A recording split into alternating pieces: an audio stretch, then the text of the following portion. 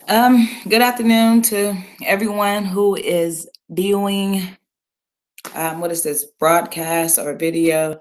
So this is the final assignment in that graduate success course. Um, I apologize for the tone of my voice. I do work with children, and this is the year where children are carrying germs. This is the season of cold and flu, and I think I may be coming down with a cold. So I apologize for the tone of my voice. Um, Graduate success class. Do. I did not set an appointment with um, at the writing center or with a success coach. Only because I studied. I did my undergraduate studies at Regent University, so I have met with a success coach before, and I have a lot of times made appointments at the writing center or to the writing center, and so I didn't do any of that this time around. So a lot of things that we covered in graduate success, I was very familiar with. Um, but I think the most profitable assignment for me was the smart thinking tool. I don't recall any teacher um, telling me about that tool, but it's a very awesome tool because it's really cool to have an extra set of eyes. Um, Another person reading over your work and to critique your work and not just like critique it, telling you what you did wrong, but also on how to fix it. So I really am grateful for that tool. Um, I think the hardest thing for me was to not write in the form of to be. Um, I think on one, two, uh, all three assignments, I think I had a tutor to address the to be form. Like for example, I think I put something like Williams. Ultimately, what Williams is trying to convey, instead of writing trying to is trying to, I could simply put Williams convey his idea through.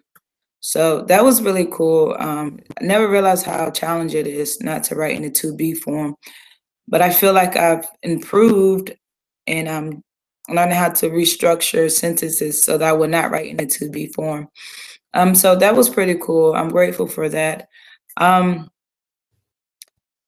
Let me see. Oh, I know that's what I wanted to say. For anyone who is watching this video, I recommend an application called Grammarly.com. Um, you can download it like into like it's free so you can like have a free account and you download it onto your computer, and what it does is it edits anything that you're writing like in Microsoft Words, an email. I use it a lot for submitting before I submit any discussion posts, before I submit any academic papers, and before I turn in my paperwork for my job.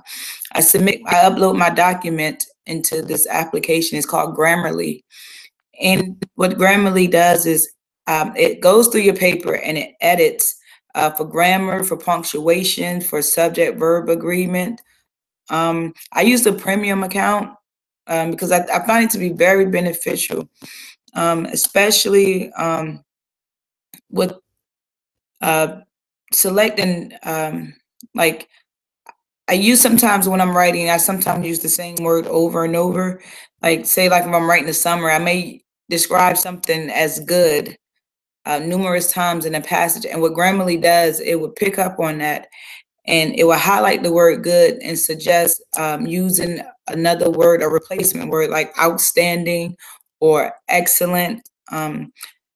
I was introduced to Grammarly by one of my professors in my undergrad studies, and I've been using it ever since. I do pray, not pray, I do pray, but that's not what I meant to say.